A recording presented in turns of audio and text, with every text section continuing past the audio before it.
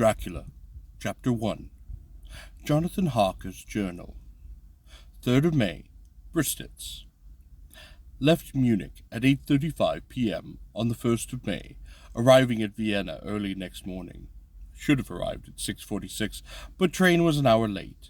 Budapest seems a wonderful place, from the glimpses which I got of it from the train, and the little I could walk through the streets. I feared to go very far from the station, as we had arrived late, and would start as near the correct time as possible. The impression I had was that we were leaving the west and entering the east. The most western and splendid bridges over the Danube, which is here of noble width and depth, took us among the traditions of Turkish rule. We left in pretty good time, and came after nightfall to Klassenburg. Here I stopped for the night at the Hotel Royal. I had for dinner, or rather supper, a chicken done up some way with red pepper, which was very good, but quite thirsty. Do remember to get the recipe from Mina. I asked the waiter, and he said it was called paprika Händel, and that it was a national dish. I should be able to get it anywhere along the Carpathians. I found my smattering of German very useful here. Indeed, I don't know how I should be able to get on without it. Having some time at my disposal when in London, I had visited the British museums, and made search among the books and maps in the library regarding Transylvania. It had struck me that some knowledge of the country could hardly fail to have some importance in dealing with the noble of that country. I find that the district he named was in the extreme east of the county, just in the borders of the three states, Transylvania, Moldavia, and Bukovina, in the midst of the Carpathian Mountains, one of the wildest and least known portions of Europe. I was not able to light on my map or work giving the exact locality of the castle Dracula, as there are no maps of this country as yet to compare with our own Ordnance Survey maps. But I found that Bristitz, the post town, named by Count Dracula, is a fairly well-known place. I shall enter here some of my notes, as they may refresh my memory when I talk over my travels with Mina. In the population of Transylvania, there are 4 distinct nationalities: Saxons in the south, and mixed with them the Wallachs, who are the descendants of the Dracons, Magyars in the west, and Sikels in the east and north.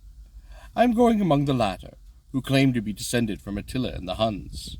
This may be so, for when the Magyars conquered the country in the 11th century, they found the Huns settled in it. I read that every known superstition in the world is gathered into this horseshoe of the Carpathians, as if it were the center of some sort of imaginative whirlpool. If so, my stay will be very interesting. Remember, I must ask the Count all about them.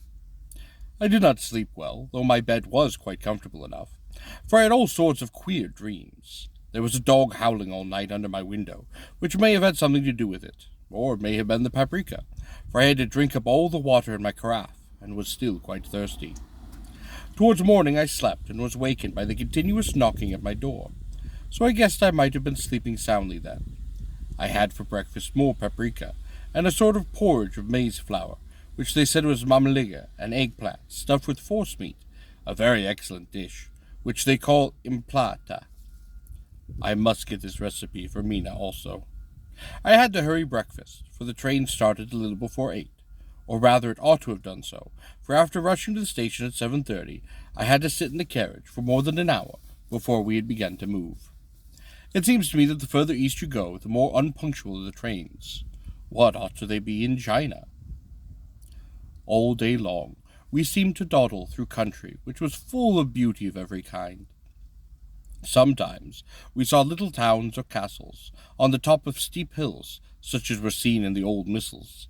Sometimes we ran by rivers and streams, which seemed from the wide stony margin on each side of them to be subject to some great floods. For it takes a lot of water, and running strong, to sweep the outside edge of a river clear. At every station there were groups of people, sometimes crowds, and in all sorts of attire. Some of them were just like the peasants at home, or those I saw coming through France and Germany, all short jackets and round hats, homemade trousers.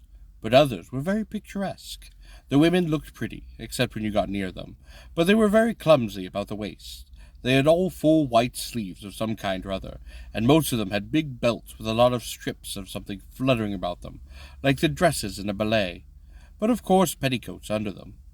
The strangest figures we saw were the Slovaks, who were more barbarian than the rest, with their big cowboy hats, great baggy dirty white trousers, white linen shirts, and enormous heavy leather belts, nearly a foot wide, all studded over with their brass nails. They wore high boots with their trousers tucked into them, and had long black hair and heavy black mustaches. They were all very picturesque, but do not look proposing. On the stage they would be set down at once as some old oriental band of brigands. They are, however, I am told, very harmless, and rather wanting in natural self-assertion. It was on the dark side of twilight when we got to Brits, which is a very interesting old place, being practically on the frontier, for the Borgo Pass leads from it into Bohemia. It has had a very stormy existence, and it certainly shows the marks of it. 50 years ago, a series of great fires took place, which made terrible havoc on 5 separate occasions. At the very beginning of the 17th century, it underwent a siege of 3 weeks and lost over 13,000 people, the casualties of war proper being assisted by famine and then disease. Count Dracula had directed me to go to the Golden Crone Hotel, which I found to my great delight to be thoroughly old-fashioned, for of course I wanted to see all I could of the ways of the country. I was evidently expected, for when I got near the door I faced a cheery-looking elderly woman in the usual peasant dress, white undergarment with a long double apron, front and back, of colour stuff fitting almost too tight for modesty, and when I came close she bowed and said, "The Englishman?" "Yes," I said, "Jonathan Harker." She smiled, and gave some message to an elderly man in white shirt-sleeves, who had followed her to the door. He went, but immediately returned with a letter. "My friend, welcome to the Carpathians. I am anxiously expecting you slept well tonight. Or 3 tomorrow, the diligence will start for Bohemia. A place on it is kept for you. At the Borgo Pass my carriage will await you, and will bring you to me. I trust that your journey from London has been a happy one, and that you will enjoy your stay in my beautiful land. Your friend, Dracula." 4th of May. I found that my landlord had got for a letter from the Count, directing him to secure the best place on the coach for me, but on making inquiries to details, he seemed somewhat reticent, and pretended that he could not understand my German. This could not be true, because up to then he had understood it perfectly. At least he answered my questions exactly as if he did. He and his wife, the old lady, who had received me, looked at each other in a frightened sort of way. He mumbled out that the money had been sent in a letter, and that was all he knew. When I asked him if he knew Count Dracula, and could tell me anything of his castle, both he and his wife crossed themselves, and saying that they knew nothing at all, simply refused to speak any further. It was so near the time of starting that I had no time to ask anyone else, for it was all very mysterious, and not by any means comforting. Just before I was leaving, the old lady came up to my room, and said very hysterical way, "Must you go? Oh, young heir, must you go?" She was in such an excited state that she seemed to have lost her grip of what German she knew, and mixed it all up with some other language, which I do not know at all. I was able to follow her by asking many questions, and when I told her that I must go, and that I was engaged on important business, she asked again, "Do you know what day it is?" I answered that it was the 4th of May. She shook her head as she said again, "Oh, yes, I know that, but do you know what day it is?" On my saying I did not understand, she went on, "It is the eve of St. George. Do you not know that tonight, when the clock strikes midnight, all evil things in the world have full sway? Do you know where you are going, and what you are going to?" She was in such evident distress that I tried to comfort her, but without effect. Finally she went down on her knees and implored me not to go, at least to wait a day, maybe 2, before starting. It was all quite ridiculous, but I did not feel comfortable. However, there was business to be done, and I could not allow nothing to interfere with it.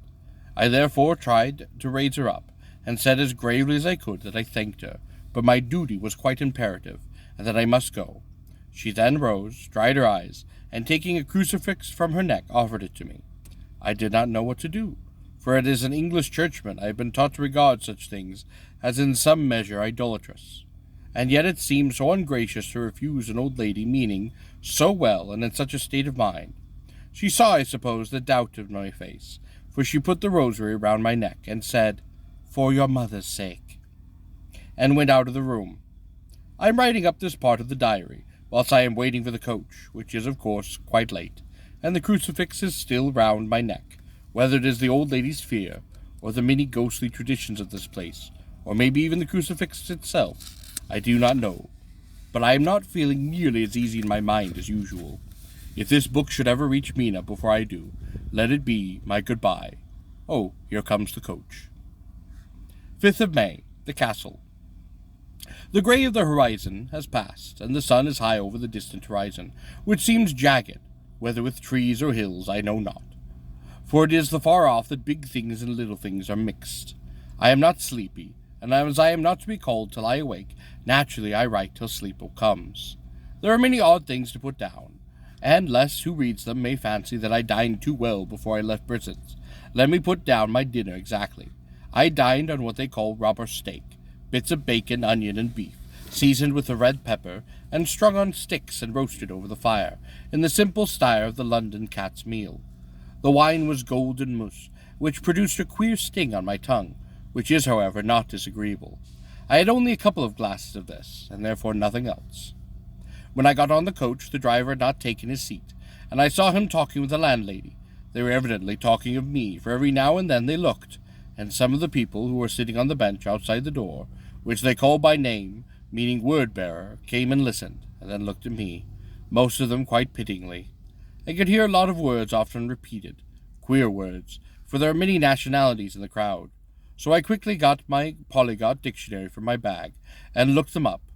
They say they were not cheering to me, for amongst them were Ordog, or Satan, Pukul, Hell, Stragutia, witch, Vrulk, and Voluskla, both of which mean the same thing, one being Slovak and the other Servian, for something that is either some sort of werewolf or vampire.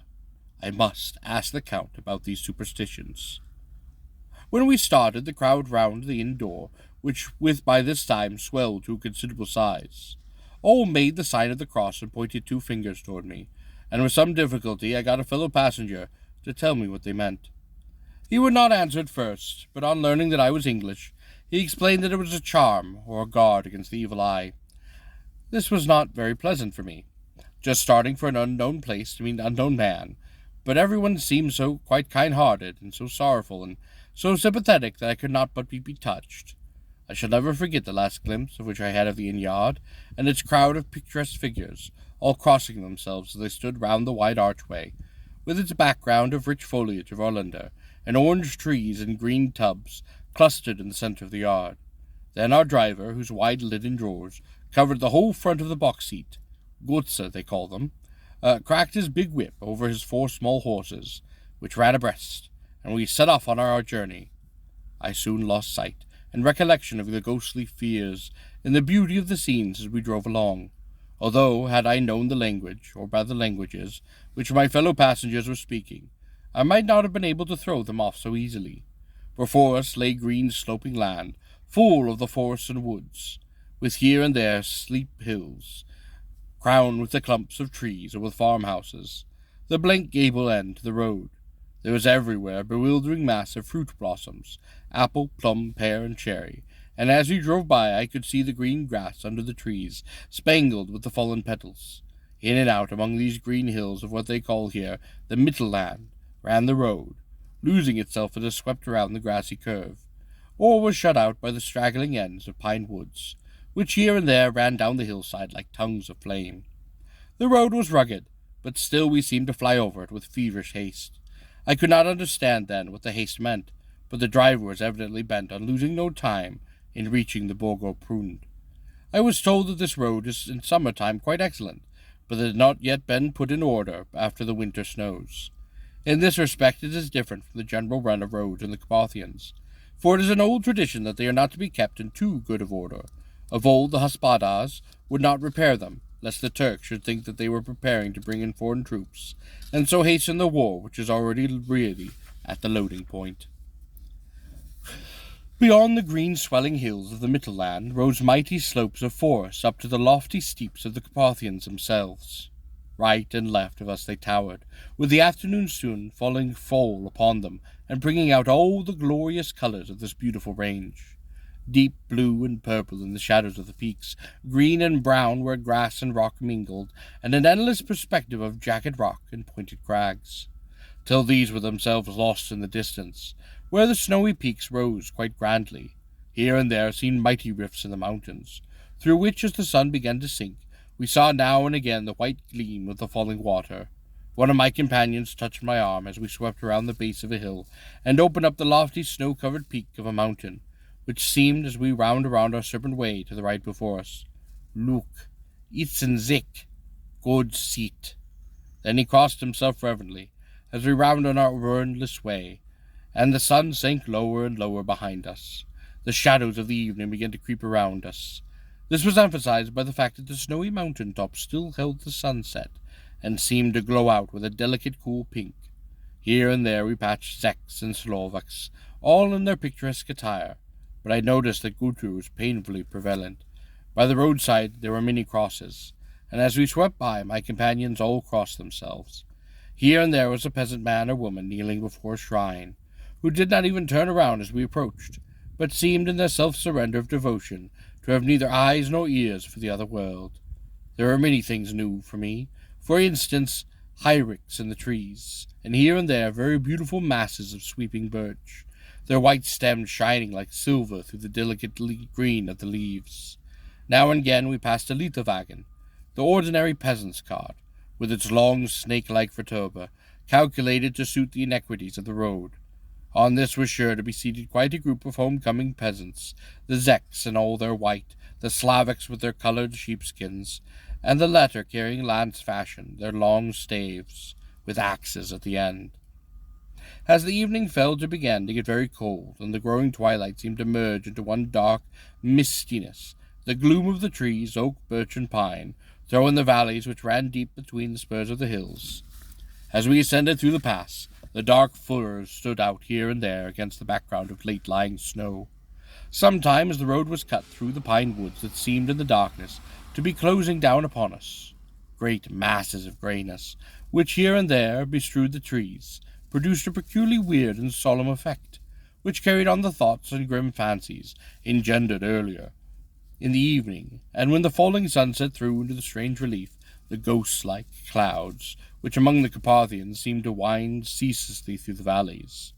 Sometimes the hills were so steep that despite our driver's haste the horses could only go slowly. I wished to get down and walk up them, as we do at home, but the driver would not hear of it. "No, no," he said, "you must not walk yet. Dog's too fierce." And then he added, with what he evidently meant for a grim pleasantry, for he looked round to catch the approving smile of the rest, "and you may have enough of such matters before you go to sleep." The only stop he would make was a moment's pause to light his own lamps. When it grew dark, there seemed to be some excitement amongst the passengers, and they kept speaking to him, one after the other, as though urging him to further speed. He lashed the horses unmercifully with his long whip, and with wild cries of encouragement urged them on to the further exertions. Then through the darkness I could see a sort of patch of grey light ahead of us, as though there were a cleft in the hills. The excitement of the passengers grew greater, and the crazy coach rocked on its great leather springs, and swayed like a boat tossed about on stormy sea. I had to hold on, for the road grew more level, and we appeared to just fly along. Then the mountains seemed to come near to us on each side, and to frown down upon us. We were entering on the Borgo Pass. One by one, several of the passengers offered me gifts, which they pressed upon me with an earnestness which they would take no denial. These were certainly of odd and varied kind, but each was given in simple good faith, and with a kind word, and a blessing, and that strange mixture of fear-meaning movements which I had seen outside the hotel at Brits, the sign of the cross, and the guard against the evil eye. Then, as we flew along, the driver leaned forward, and on each side the passengers, craning over the edge of the coach, peered eagerly into the darkness. It was evident that something very exciting was either happening or was expected. But though I asked each passenger, no one would give me the slightest of explanation. This state of excitement kept on for some little time, and at the last we saw before us the pass opening out on the eastern side. There were dark, rolling clouds overhead, and in the air the heavy, oppressive sense of thunder. It seemed as though the mountain range had separated into two atmospheres, and that now we had gone into the thunderous one. I was now myself looking out for the conveyance which was to take me to the Count, and each moment I expected to see the glare of lamps through the blackness. But all was dark. The only light was the flickering rays of our own lamps, in which the steam from our hand-drivers' horses rose in a white cloud. We could now see the sandy road lying white before us, for there was on it no sign of a vehicle. The passengers drew back with a sign of gladness, which seemed to mock my own disappointment. I was already thinking what I had best do, when the driver, looking at his watch, said to the others something which I could hardly hear, and it was spoken so quietly and in so low a tone, I thought it was an hour less than the time. Then, turning to me, he said, in a German worse than my own, "There is no carriage here. The air is not expected. He will now come on to Bokovnia, and return tomorrow, or maybe next day. Better next day." And whilst he was speaking, the horses began to neigh and snort and plunge wildly, so that the driver had to hold them up. Then, amongst a chorus of screams from the peasants, and a universe of crossing themselves, a cliché with 4 horses drove up behind us, overtook us, and drew up beside the coach. I could see from the flash of our lamps, as the rays fell on them, that the horses were all coal-black and quite splendid animals. They were driven by a tall man, with a long brown beard and a grey-black hat, which seemed to hide his face from us. I could only see the gleam of a pair of very bright eyes, which seemed quite red in the lamplight. As he turned to us, he said to the driver, "You are early tonight, my friend." The man stammered in reply, "The English air was in a hurry," to which the stranger replied, "That is why, I suppose, you wish him to go on to Bokovnia. Oh, you cannot deceive me, my friend. I know too much, and my horse is swift." As he spoke, he smiled, and the lamplight fell on a hard-looking mount, with very, very red lips, and sharp-looking teeth, as white as ivory. One of my canyons whispered to another the line from Berger's Eleanor, "Dien die Toten ritten schnell," for the dead travel fast. The strange driver evidently heard the words, for he looked up with a gleaming smile. The passenger turned his face away, at the same time putting out his fingers and crossing himself. "Give me the air's luggage," said the driver, and with exceeding elasticity my bags were handed out and put in the cleche. When I descended from the side of the coach, as the cleche was close alongside, the driver helped me with a hand which caught my arm in a grip of steel. His strength must have been prodigious, and without a word he shook his reins. The horses turned, and he swept into the darkness of the pass. As I looked back, I saw the steam from the horses of the coach by the light of the lamps, and projected against the figures of my late companions crossing themselves. Then the driver cracked his whip, called to his horses, and off they swept on their way to Bokovnia. As they sank into the darkness, I felt a strange chill, and my lonely feeling came back over me. But a cloak was thrown over my shoulders, and a rug across my knees, and the driver said, in quite excellent German, "The night is chill, mein Herr, and my master the Count bade me take all care of you. There is a flask of Slavutza underneath the seat, if you should require it." I did not take any, but it was a comfort to know that it was there all the same. I felt a little strangely, and not a little frightened. I think that there had been any alternative I should have taken it, instead of persecuting that unknown night journey. The carriage went at a hard pace, straight along. Then we made a complete turn, and went along another straight road. It seemed to me that it was very simple going over and over the same ground again, and so I took note of some salient point, and found that this was quite so.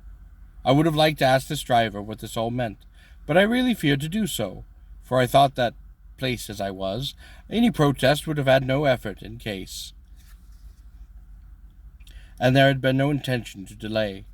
By and by, however, as I was curious to know how time was passing, I struck a match, and by its flame looked upon my watch.